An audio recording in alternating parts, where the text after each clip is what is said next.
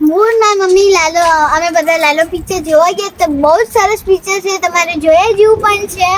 અને એમાં મસ્ત કૃષ્ણ ભગવાનનું છે. એ બતાવે કે તમે જેવું તમે કરશો એવા જ તમારા કર્મ થશે. તમે સારું કરશો તો તમારા સારા કર્મ થશે, ખોટું કરશો તો ખોટા કર્મ થશે. એવું હતું ને. આજકાલની પોલ્યુશન બહુ ખરાબ છે, એના લીધે આ પિક્ચર જોવા જેવું છે. અને બહુ મસ્ત પિક્ચર હતું, એનું સોંગે મસ્ત નતા અને બહુ મસ્ત પિક્ચર હતું.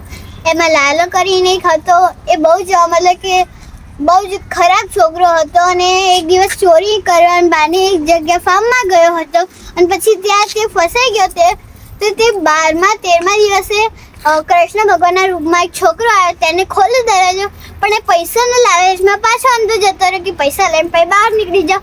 તે દરવાજો પાછો બંધ થઈ ગયો અને પછી એને કેટલા દિવસ હથોડાથી દિવાલ તોડી, 4-5 દિવસ સુધી હથોડાથી દિવાલ તોડી પછી એ બહાર નીકળ્યો. પછી એક બી રૂપિયો લઈને બહાર નીકળ્યો ન હતો. તેનાથી અમને શું શીખ મળે છે કે ચોરી કરવી ખરાબ વાત છે.